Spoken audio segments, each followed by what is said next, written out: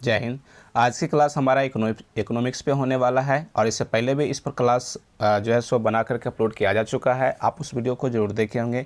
यदि आप में से कोई भी स्टूडेंट इस वीडियो को नहीं देखे हैं, पहले वाला वीडियो को जो हमने अपलोड कर चुके हैं, तो सबसे पहले प्लीज़ आप उस वीडियो को देखिए, फिर इसको देखिए। आपको अच्छे से इकोनॉमिक्स का जो मन में डर है वो दूर हो जाएगा, क्योंकि हम यह क्लास जो है सो पीजीटी स्टूडेंट के लिए बना रहे हैं। पीजीटी स्टूडेंट हो या टीजीटी के स्टूडेंट हो, जो कि शिक्षक बिहार जो शिक्षक की तैयारी करने वाले स्टूडेंट हैं, उनके लिए यह वीडियो जो है सो बनाया जा रहा है, तो बिहार टीचर के लिए। तो आप में से अगर कोई भी स्टूडेंट बिहार टीचर की तैयारी करने वाले हैं तो आप इस वीडियो को देख सकते हैं। आपके लिए सफिशिएंट क्लास होने वाला है और इकोनॉमिक्स की तैयारी बहुत ही बेहतरीन आपको इस वीडियो के माध्यम से, इस क्लास के माध्यम से आपको तैयारी कराई जाएगी। तो प्लीज़ आप हमारे चैनल को सब्सक्राइब भी कर लीजिएगा, ताकि जब भी वीडियो को अपलोड किया जाएगा तो सबसे पहले आप तक पहुँचा जाएगा और आप जो है सो टाइम टू टाइम अपनी पढ़ाई को बेहतर कर सकते हैं। तो चलिए आइए स्टार्ट करते हैं। हम देख लेते हैं पहले कि कहाँ तक जो है सो हम पढ़ चुके थे पिछले वीडियो के माध्यम से, पिछले क्लास में, और उसके आगे जो है सो आज हम पढ़ने वाले हैं। तो यहाँ देखिए, आर्थिक क्रियाओं के आधार पर जो अर्थव्यवस्था का क्षेत्र हमने बोल रहे थे कि 3 प्रकार का क्षेत्र होता है, तो वो 3 प्रकार का क्षेत्र जो भी यहाँ पर है उसके बारे में हमने आपको चर्चा करके बता दिए थे कि कौन कौन से क्षेत्र होते हैं, प्राथमिक क्षेत्र, द्वितीय क्षेत्र और तृतीय क्षेत्र। इसी के साथ साथ हम जो है सो अपनी ओर से भी 2 एक्स्ट्रा जो है सो क्षेत्र बताए थे। एक बताए थे चतुर्थक, एक जो है सो चतुर्थक क्षेत्र था और दूसरा पंचम क्षेत्र था। तो इन दोनों के बारे में भी हमने चर्चा किए थे और उम्मीद करते हैं कि वो चीज़ आपको अच्छे से समझ में आ गया होगा। आज की क्लास में हम आपको सिखाने वाले हैं कार्यों के आधार पर अर्थव्यवस्था के क्षेत्र कौन कौन से हैं। जैसे कि यहाँ पर संगठित क्षेत्र और असंगठित क्षेत्र है। ये organised sector and unorganised sector जो है, इसके बारे में हम आपको समझाने वाले हैं कि ये क्या होता है और इसमें कौन कौन से लोग आते हैं, उसके बारे में समझेंगे। साथ ही साथ हम स्वामित्व के आधार पर भी अर्थव्यवस्था का जो क्षेत्र है उसके बारे में भी सीखने वाले हैं और यहाँ पे हम समझेंगे कि अर्थव्यवस्था के कौन कौन से क्षेत्र हैं स्वामित्व के आधार पे। तो जैसा कि आप यहाँ पर देख रहे हैं कि 4 प्रकार का है। नंबर 1 में है, जैसे कि आप देख सकते हैं कि सार्वजनिक क्षेत्र है, तो सार्वजनिक हो गया। उसके बाद द्वितीय क्षेत्र निजी क्षेत्र हो गया, और संयुक्त क्षेत्र और सहकारी क्षेत्र। तो 4 प्रकार के जो आप यहाँ पर क्षेत्र देख पा रहे हैं, इन चारों क्षेत्रों के बारे में जो है सो हम आपको डिटेल में अच्छे से समझाने वाले हैं। तो इस चीज़ों को आप अच्छे से समझिएगा। चलिए आगे की ओर बढ़ते हैं और अपनी क्लास को शुरू करते हैं संगठित क्षेत्र से। तो यहाँ से आप देख सकते हैं कार्यों के आधार पर जो संगठित क्षेत्र था उनके बारे में हम समझने की कोशिश कर रहे हैं।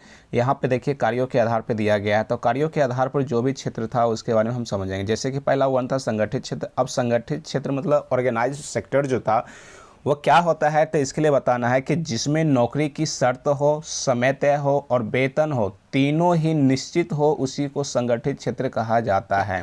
मतलब कोई भी मजदूर अगर कहीं काम करने के लिए जा रहा है तो उस मजदूर को यदि इन तीनों में से सभी शर्त लागू होती है तो उसको हम जो है सो किस में रखेंगे, तो संगठित क्षेत्र में रखेंगे। जैसे कि काम करने की जो नौकरी की जो शर्त है वो क्या क्या देंगे, क्या नहीं देंगे, जैसे कि उसमें मेडिकल की सुविधा है या नहीं है, उसके बाद जो है सो उसमें रूम जैसे कि आवास होती है हॉस्टल टाइप का, उसको रहने की व्यवस्था है कि नहीं है, जाने आने के लिए जो है सो जैसे कि अगर मान लेते हैं रूम उसका घर से दूर है, रूम जो है फैक्ट्री से दूर है, तो उसको जाने आने के लिए वाहन की सुविधा है कि नहीं है, उसको समय यानी काम करने की जो टाइम है 12 घंटा की ड्यूटी ले रहे हैं कि 8 घंटा की ड्यूटी ले रहे हैं, उसका समय निश्चित होनी चाहिए। और साथ ही साथ उसका वेतन भी फिक्स्ड होनी चाहिए। ऐसा ना ही कि मनमर्जी काम करवा ले और उसको वेतन में जो है सो वेतन में कटौती कर ले, तो ऐसा नहीं होना चाहिए। ये तीनों चीज़ जहाँ पर फिक्स्ड होती है उसी को हम क्या कहते हैं, संगठित क्षेत्र के अंतर्गत रखते हैं। अब इस संगठित क्षेत्र जो भी होते हैं, इस संगठित क्षेत्र में कौन कौन से आते हैं, जॉब आते हैं, कौन कौन सी कंपनी आते हैं, उसके बारे में आपको यहाँ से समझना है। जैसे बड़ी कंपनी की नौकरी जो होती है वो निश्चित संगठित क्षेत्र के अंतर्गत रखी जाती है, क्योंकि इसमें काम करने की समय तय होती है, इसकी मजदूरी भी तय होती है। और कहीं ना कहीं एक बार नौकरी मिल जाने के बाद जब तक आप कोई बहुत बड़ी अपराध यानी कि कोई गलती ना करें, तब तक जो है सो आपको उसमें सिक्योरिटी बना हुआ रहता है कि आपको काम से निकाला नहीं जाएगा। तो ये जो बड़ी बड़ी कंपनी होती है इसको भी संगठित क्षेत्र के अंतर्गत रखा जाता है। साथ ही साथ और सरकारी नौकरी जो होती है ये तो और भी संगठित क्षेत्र के अंतर्गत रखा जाता है, क्योंकि आप लोग जानते हैं कि नौकरी एक बार अगर हो जाती है सरकारी नौकरी, तो समझ लीजिए एक तरह से भगवान का दर्शन हो गया और जो है सो अपने आप को वैकुंठ पार जैसो समझ लेते हैं। तो सरकारी नौकरी भी किसके अंतर्गत आ जाएगा, तो संगठित क्षेत्रों के अंतर्गत आ जाएगा। इस चीज़ों को आपको समझना है, ठीक है। उसके बाद देखिए सार्वजनिक रोजगार जैसे कि रेलवे हो गया, सेना हो गया, इस सभी में सभी क्या होती है, तो संगठित क्षेत्र होती है। इन चीज़ों को आपको ध्यान में रखना है। अब आगे देखिए असंगठित क्षेत्र क्या होता है, तो असंगठित क्षेत्र के बारे में बताना है कि यानी कि इसमें नौकरी का जो समय है, वेतन है और छुट्टी जो है वो तीनों ही क्या होती है, तो अनिश्चित होती है। तीनों ही क्या होती है, तो अनिश्चित होती है, तो अनिश्चित होने के कारण ही हम इसको क्या कहते हैं, तो असंगठित क्षेत्र कहते हैं। यानी कि इसमें कितना देर आपसे काम करवाया जाएगा इसकी भी कोई निश्चित नहीं रहेगा। आपसे जो है सो अनलिमिटेड टाइम वर्क करवाया जा सकता है। आपकी सैलरी कितनी रहने वाली है ये भी फिक्स नहीं रहेगा। हो सकता है आपकी सैलरी काट लिया जाए, या फिर हो सकता है कि आपसे मालिक जो है सो काम करने का तरीका देख के खुश हो करके आपका वेतन बढ़ा दें। छुट्टी जो है सो आपको कभी ना दे, सप्ताह में 7 दिन और महीना में 30 दिन काम करवाया जा सकता है। तो इस प्रकार से जो है सो जहाँ पे देखने को मिल जाता है उसी को हम असंगठित क्षेत्र के अंतर्गत इसको रखते हैं। सबसे बड़े असंगठित क्षेत्रों में जैसे कि कपड़ा उद्योग हो गया, कृषि हो गया, दुकान हो गया, ये सभी के सभी असंगठित क्षेत्रों के अंतर्गत आता है। क्योंकि कृषि कार्य जानते हैं आप लोग कि कृषि कार्य करने वाले जो किसान होते हैं उसको समय की कोई लिमिटेशन नहीं होता है। कई बार ऐसा होता है कि खेत में गए सिंचाई करने के लिए और उसको पानी टाइम से नहीं मिला तो रात जो है सो बीत जाता है, आधा रात तक जो है सो सिंचाई करते रह जाते हैं। दुकान में भी देखते हैं कि दुकान अनलिमिटेड टाइम तक जो है सो खुली हुई रहती है, रात के रात दिन के दिन खुली हुई रहती है। तो ये सारी काम जो है सो असंगठित क्षेत्र के अंतर्गत आ जाता है। इन चीज़ों को आपको ध्यान में रखना पड़ेगा। ठीक है, चलिए आगे समझिएगा। अब हम दोनों क्षेत्रों को समझ लिए हैं अच्छे से। अब हम स्वामित्व के आधार पे जो अर्थव्यवस्था का क्षेत्र है उसके बारे में समझने की कोशिश करेंगे। चलिए आइए हमारे साथ आप ही समझिए। स्वामित्व के आधार पे हमने बोले थे कि इसका जो है सो 4 प्रकार है, जिसमें पहला एक जो है सो यहाँ पर निजी क्षेत्र लिया गया है। तो निजी क्षेत्र को ही हम पहले समझ लेते हैं। जैसे देखिए, इसके सभी क्षेत्र पर निजी व्यक्ति का हाथ होता है। निजी व्यक्ति मतलब किसी एक खास व्यक्ति का हाथ होता है, तो उसी को हम लोग जो है सो निजी क्षेत्र का जो है सो रोजगार स्वामित्व के आधार पर अर्थव्यवस्था का प्रकार को हम समझेंगे। जैसे मान लेते हैं कोई व्यक्ति अगर एक दुकान चला रहा है, तो दुकान में क्या होता है, किसी उसका एक मालिक होता है, कोई ना कोई एक पर्सन अकेला होता है। वो दुकान क्या हो जाएगा, निजी व्यक्ति के हाथ में होती है। इसीलिए इस काम को हम निजी क्षेत्र के अंतर्गत रखेंगे। इसमें सरकार का कोई हस्तक्षेप नहीं होती है, तो इसको हम क्या कहते हैं, तो निजी क्षेत्र के अंतर्गत रखते हैं। इसे प्राइवेट भी कहते हैं। यानी कि प्राइवेट सेक्टर जो है, जहाँ पे भी आप देखिएगा पीवीटी लगा हुआ है, मतलब समझ लीजिएगा प्राइवेट इसका मतलब होता है।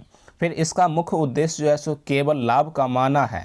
प्राइवेट सेक्टर का जो मुख्य उद्देश्य होता है वो लाभ कमाना होता है, ना कि वेलफेयर की काम करती है। यानी कि दूसरे व्यक्ति को क्या नुकसान हो रहा है, क्या फ़ायदा हो रहा है, उससे उसको मतलब नहीं है। मतलब इसको ये है कि अगर कोई व्यक्ति दुकान चला रहा है, कोई व्यक्ति अगर अपनी कंपनी स्थापित किया हुआ है, तो उससे उसको कितना लाभ मिल रहा है वो हमेशा ध्यान रखेगा। वो अपने लाभ को कैसे इंक्रीज कर सकते हैं उस चीज़ों पे ध्यान रखते हैं। तो इसी चीज़ को हम क्या कहते हैं, तो निजी क्षेत्र के वर्क मानते हैं। इन चीज़ों को समझ गए। चलिए आगे समझिएगा। इसमें इसका मुख्य उद्देश्य तो हमने देख लिया, लाभ कमाना होता है। पूंजी के आधार पर सबसे बड़ी जो प्राइवेट कंपनी है वो रिलायंस है। ये ऑब्जेक्टिव का बहुत अच्छा क्वेश्चन आपसे पूछा जा सकता है कि पूंजी के आधार पर यानी कि कैपिटल के आधार पर जो है सो सबसे बड़ा कंपनी कौन सा है, तो रिलायंस के पास कैपिटल यानी पूंजी ज़्यादा है। जबकि कर मतलब टैक्स क्षमता के आधार पर सबसे बड़ी जो कंपनी है वो किसको माना गया है, तो टाटा को माना गया है। यानी कि टाटा जो है सो टैक्स पे करते हैं, इसीलिए जो है सो इसको बड़ी कंपनी मानी गई है टैक्स के आधार पे। जबकि आपको ध्यान में आपको रखना पड़ेगा कि यहाँ पर जो है सो पूंजी के आधार पर देखा जाएगा तो रिलायंस आ जाएगा। चलिए अगला समझिएगा, सार्वजनिक क्षेत्र किससे कहते हैं, तो इस पर पूरी तरह सरकार का अधिकार होता है। यानी कि वह क्षेत्र जिसमें पूरी तरह से सरकार का अधिकार होती है, तो जिस पर सरकार की पूरा अधिकार होती है उसी को हम क्या कहते हैं, तो सार्वजनिक क्षेत्र कहते हैं। यानी कि इसमें प्राइवेट सेक्टर का कोई भी काम नहीं होता है। हर चीज़ जो भी चीज़ सरकारी होती है उस सभी को, जैसे कि हम जानते हैं कि गवर्नमेंट स्कूल जो होती है या गवर्नमेंट हॉस्पिटल जो होती है उसमें जो है सो सरकार का पूर्ण अधिकार होती है, और उसमें दवाइयाँ मुहैया करवानी होती है, इलाज करवानी होती है, वो सरकार मुफ्त में करवाती है। तो इन सभी चीज़ों को हम जो है सो सरकार का अधिकार में मानते हैं और इसे सार्वजनिक क्षेत्र के अंतर्गत रखी जाती है। अब उसके बाद देखिए, इसे पब्लिक सेक्टर भी कहते हैं। इसको पब्लिक सेक्टर इसलिए कहते हैं क्योंकि ये जो है सो सरकार के अधिकार में होने के साथ साथ जो है सो पब्लिक के वेलफेयर के लिए यहाँ पे काम किया जाता है, इसलिए इसको पब्लिक सेक्टर भी कहते हैं। प्राइवेट सेक्टर नहीं कहते हैं, पब्लिक सेक्टर कहते हैं, ध्यान में रखिएगा। यह विकास तथा समाज कल्याण के लिए होता है। यानी कि यह जो सरकार का जो काम होता है, सार्वजनिक क्षेत्रों में जो भी वर्क किया जाता है वो समाज कल्याण के लिए, यानी कि वह सभी काम किया जाएगा जो समाज में कल्याण हो सके और क्या हो सके, तो समाज का विकास हो सके। यानी ये हर हमेशा वेलफेयर भलाई का काम करेगा।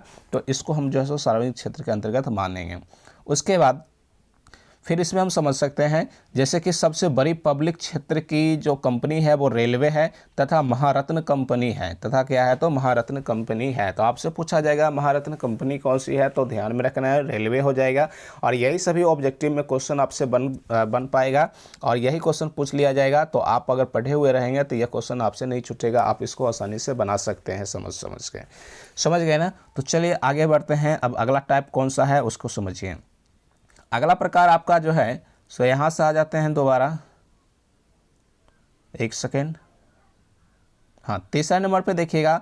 यहाँ से जो है सो आपका तीसरे नंबर थर्ड नंबर पे जो टाइप है अर्थव्यवस्था का, उसमें बताया गया है कि संयुक्त क्षेत्र यानी जॉइंट सेक्टर। जॉइंट सेक्टर क्या होता है तो बताया गया है कि इसमें निजी क्षेत्र तथा सार्वजनिक क्षेत्र दोनों की भागीदारी होती है। इसमें क्या होती है तो दोनों की, निजी व्यक्ति यानी कि प्राइवेट सेक्टर भी काम करती है और गवर्नमेंट जो पब्लिक सेक्टर है वो भी काम करती है, दोनों का इसमें भागीदारी होती है। तो इसको हम संयुक्त क्षेत्र कहते हैं। नाम से ही स्पष्ट है, संयुक्त मतलब दो चीज़ों का मिला हुआ एक युक्त रूप जो होगी वो संयुक्त। अब दो चीज़ कौन कौन सा होगा तो यहाँ पर निजी क्षेत्र के जो स्वामित्व मालिक होगा और सार्वजनिक मतलब सरकार जो होगी, दोनों की भागीदारी होगी, तो उसी को हम क्या कहेंगे संयुक्त क्षेत्र कहेंगे। अतः इसे पब्लिक प्राइवेट पार्टनरशिप कहते हैं, यानी कि पब्लिक प्राइवेट पार्टनरशिप कहते हैं, जो कि ट्रिपल पी का फुल फॉर्म आ जाता है पब्लिक प्राइवेट पार्टनरशिप। और इसको जैसे शॉर्ट में भारत में वर्तमान में सबसे तेज़ी से पीपीपी का विकास हो रहा है। उदाहरण के लिए जैसे कि मेट्रो में जो है सो भारत सरकार का भी इसमें योगदान है और प्राइवेट कंपनी का भी योगदान है। तो दोनों मिल करके इस काम को कर रहे हैं। तो इसीलिए हम भारत में जो मेट्रो है ये किसका उदाहरण है तो ट्रिपल पी का उदाहरण है। इस चीज़ों को समझना है आपको। समझ गए संयुक्त क्षेत्र। अब समझते हैं सहकारी क्षेत्र। सहकारी क्षेत्र क्या होती है तो इसके लिए बताना है कि सहकारी मतलब कोऑपरेटिव क्षेत्र जो होता है, सेक्टर जो होते हैं उसके बारे में। जब किसी कंपनी को दिशा निर्देश सरकार देती है, यहाँ पर ध्यान में रखिएगा, कोई भी कंपनी है उसका दिशा निर्देश सरकार देगी कि ऐसे कीजिए तो लाभ होगा, ऐसे कीजिएगा तो हानि होगा। तो दिशा निर्देश देती है तो उसे कोऑपरेटिव कहते हैं, यानी कि सहकारी कहते हैं। और कोऑपरेटिव का संचालन जो है सो कई लोगों का समूह द्वारा होता है, ये अकेले सरकार ही नहीं या अकेले कोई एक व्यक्ति नहीं करते हैं।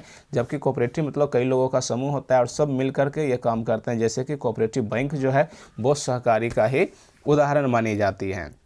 तो इस प्रकार से आपने जो है सो इसको 4 प्रकारों में देख लिए कि कौन कौन से प्रकार था, उसको डिटेल में समझ भी लिए। आगे उत्पादन के कौन कौन से साधन हैं, इन साधनों के बारे में आपको समझना है। साधन मतलब यहाँ पर समझ लेना है कि कोई भी वस्तु को अगर हम उत्पादन कर रहे हैं, क्योंकि इकोनॉमिक्स में आपको यही चीज़ सीखना है कि उत्पादन कैसे किया जाता है, उत्पादन होता क्या है, उत्पाद किसे कहते हैं, कौन कौन से इसके कारक हैं, ये इस प्रकार के क्वेश्चन होता है। जैसे यहाँ पर देख सकते हैं कि उत्पादन के 4 कारक हैं। आपसे पूछा जाएगा उत्पादन के कितने कारक हैं, तो आपको बताना है कि 4 कारक मतलब यहाँ पर सेक्टर कौन कौन से यहाँ पर जो है सो इस पर चीज़ें, जैसे मान लेते हैं कि कोई भी अपनी एक कंपनी स्थापित कर रहे हैं। तो अब कोई कंपनी को स्थापित कर रहे हैं तो उसके लिए हमें सबसे पहले पूंजी होना चाहिए। पूंजी मतलब कैपिटल, मतलब रुपया पैसा। हमारे पास अगर रुपया रहेगा, पैसा रहेगा, तभी जा कर के हम किसी कंपनी को स्थापित कर सकते हैं कि अगर दुकान ही छोटी मोटी स्तर पर देखा जाए तो किसी को अगर दुकान ही खोलना है, किराने की दुकान हो या फिर जो है सो किसी अन्य प्रकार की दुकान हो, तो उसमें सबसे पहले तो पूंजी लगेगा ना। तो वो चीज़ हमारे पास होना चाहिए। तो ये उत्पादन का पहला कारक हो जाएगा। उत्पादन मतलब किसी चीज़ को उत्पत्ति करना, क्रिएट करना, समझ गए ना। तो इसका पहला कारक पूंजी। अब पूंजी के लिए बताया गया है कि उत्पादन में लगाया गया धन पूंजी कहलाता है। जो धन लगाते हैं उसी को पूंजी कहता है, या ऋण के रूप में भी हो सकता है। यानी कि पूंजी, आप किसी से पैसा उधार लेकर के काम कर रहे हैं तो वो उधार लिया गया ऋण भी क्या कहलाएगा तो आपका पूंजी ही कहलाएगा। दूसरा कारक किसका होता है, भूमि। अगर मान लेते फैक्ट्री को स्थापित कर रहे हैं, पूंजी आपके पास हो चुका है, तो फैक्ट्री को स्थापित आप किस जगह पे करेंगे, उसके लिए कोई ना कोई जगह तो होना चाहिए ना। जैसे अगर आप अपना घर ही बना रहे हैं, मकान बना रहे हैं, तो मकान बनाने के लिए आपके पास पैसा है, और पैसा होने के साथ साथ आपके पास भूमि, जगह भी तो होना चाहिए जिस जगह पर आप अपना मकान को बना सकते हैं, घर बना सकते हैं। तो इसलिए ध्यान में रखना है कि भूमि भी जो है सो उत्पादन का दूसरा कारक है। इसके लिए बताया गया है कि जिस स्थान पर उत्पादन किया जाता है उसे भूमि कहते हैं। उसे क्या कहते हैं, भूमि कहते हैं। जहाँ पे अभी आप जो है सो सामान को उत्पादन करेंगे उसको भूमि कहते हैं। यह किराए के स्थान पर भी हो सकता है, यानी कि अगर आप मान लेते हैं कि भूमि खरीदना नहीं चाहते हैं क्योंकि आपके पास उतना कैपिटल नहीं है, तो आप भाड़े पर भी ले सकते हैं, किराए पर भी ले सकते हैं। जो माहवारी किराया लगता है या जो है सो एनुअल किराया लगता है, उसके आधार पर भी जो है सो आप भूमि को ले सकते हैं। उसके बाद 3 नंबर पे आता है श्रमिक। श्रमिक मतलब अगर मान लेते हैं आपके पास पूंजी हो गया उत्पादन करने के लिए, भूमि हो गया आपके पास उत्पादन करने के लिए, तो अगला बच जाता है क्या, श्रमिक। श्रमिक कहने का मतलब यहाँ पे मजदूर। अगर मान लेते हैं आपने कंपनी को स्थापित कर लिया, तो काम तो अकेले नहीं कर सकते हैं, काम करने के लिए आपके पास मजदूर तो चाहिए जो आपको जो है सो काम को कर सके, उत्पादन में अपना सहयोग दे सके, जिसको आप महीने में तनख्वाह भी देते हैं। तो वो चीज़ क्या हो जाएगा, श्रमिक। श्रमिक के लिए कहते हैं कि वस्तु के उत्पादन के लिए काम कर रहे मजदूर को ही श्रमिक कहते हैं। काम कर रहे मजदूर को ही क्या कहते हैं, तो श्रमिक कहते हैं। एक चीज़ ध्यान में रखिएगा कि यहाँ पे उत्पादन शब्द को ध्यान में रखना। उत्पादन मतलब किसी चीज़ को बनाना, किसी चीज़ को क्रिएट करना, किसी चीज़ को उत्पन्न करना, ठीक है। जैसे चप्पल हम लोग पहनते हैं, तो चप्पल किसी न किसी फैक्ट्री में इसको जो है सो बनाया गया होगा, तो यही चप्पल बनाने की जो क्रिया है इसको उत्पादन कहता है। अब इसी उत्पादन के लिए पूंजी भी चाहिए, भूमि भी चाहिए और श्रमिक भी चाहिए। साथ ही साथ अब चौथे बड़ा ही इम्पोर्टेंट है, या उद्यमी चाहिए। इन तीनों चीज़ होने के बावजूद भी कई लोग ऐसे होते हैं कि उद्यमी नहीं होने के कारण वो उद्यमी मतलब साहसी। साहसी मतलब ये हुआ कि किसी भी चीज़ को करने की क्षमता होना चाहिए, साहसी है ना, किसी भी चीज़ को करने की क्षमता होना चाहिए। क्योंकि हो सकता है इसमें लाखों का इन्वेस्ट अगर आपका लग रहा है, और ये कोई ज़रूरी नहीं है कि आपका बिजनेस सक्सेसफुल ही हो जाए। कई बार ऐसा होता है कि अनसक्सेस भी हो जाता है, तो उस वक्त आपकी जो है सो लाखों का पूंजी जो है, कैपिटल जो है वो वेस्ट हो जाएगा, व्यर्थ चला जाएगा। तो उस वक्त आपको हार्ट अटैक जैसी समस्या हो सकता है। तो इसके लिए क्या होता है कि साहसी होना बहुत ही ज़रूरी होता है। अगर आप साहसी हैं और आपके पास कैपिटल, भूमि और श्रमिक सभी हो चुका है, तो आप आसानी से किसी फैक्ट्री को स्थापित करके और उत्पादन कर सकते हैं। तो कंपनी जिस व्यक्ति की होती है उसी को क्या कहते हैं, तो उद्यमी कहते हैं। जिस व्यक्ति की कंपनी होती है ना, उसी को क्या कहते हैं, तो उद्यमी कहते हैं। समझ गए। चलिए आगे समझिएगा अब इसमें कि इसका 4 कारक तो हमने बता ही दिया, वो 4 कौन कौन से है इसके लिए फिर से एक बार देख लीजिएगा। यहाँ से जैसे बताया गया कि ये है उत्पादन। उत्पादन के लिए हमें क्या चाहिए, पूंजी चाहिए, भूमि चाहिए, श्रमिक चाहिए और उद्यमी चाहिए। तो आपसे जब कभी भी पूछा जाएगा कि उत्पादन के कितने कारक हैं, उत्पादन के कितने कारक हैं, कितने कारक है ना, कितने कारक हैं, कारक हैं, तो आपको बताना है उत्पादक के 4 कारक है। और यही क्वेश्चन जो है सो आपसे पूछ लिया जाएगा। अक्सर यह क्वेश्चन देखने को भी मिलता है, उत्पादन के कितने कारक हैं, तो आपको बताना है 4। फिर पूछ लिया जाता है कौन कौन से हैं, तो उसमें ये आपको चारों नाम दे देगा और जो है सो आपको बताना पड़ेगा। कई बार ऐसा भी होता है इन चारों में से 3 को ऑप्शन दे देता है, जैसे पूंजी दे देगा, भूमि दे देगा और श्रमिक दे देगा, और एक कोई अन्य चीज़ दे देगा और कहेगा निम्नलिखित में से कौन उत्पादन के कारक नहीं है। तो आपको याद रखना पड़ेगा ये 4 तो है, तो इन चारों में से जो भी नाम मिल जाएगा वो होगा। इन चारों का अलावा जो है वो बच जाएगा, वही इसका उत्पादक का कारक नहीं होगा। तो इन चीज़ों को आपको ध्यान में रखना पड़ेगा। तो कैसा लगा वीडियो, यहीं तक रखते हैं इस चीज़ों को। आपको यहाँ तक हमने आपको समझाने की कोशिश की है, फिर इसके बाद इसके आगे की चीज़ अगले वीडियो में देने वाले हैं। आप हमें कमेंट करके ज़रूर बताइएगा कि आपको जो है सो हमारा वीडियो कैसा लगता है और इसमें क्या आप सुधार चाहते हैं। सजेशन भी दीजिएगा, हम उसको भी पूरा करने की कोशिश करेंगे। और कैसा लगा यह वीडियो ज़रूर कमेंट करके बताइएगा। चलिए मिलते हैं फिर किसी अगले वीडियो में, तब तक के लिए हमें दीजिए इजाज़त। धन्यवाद।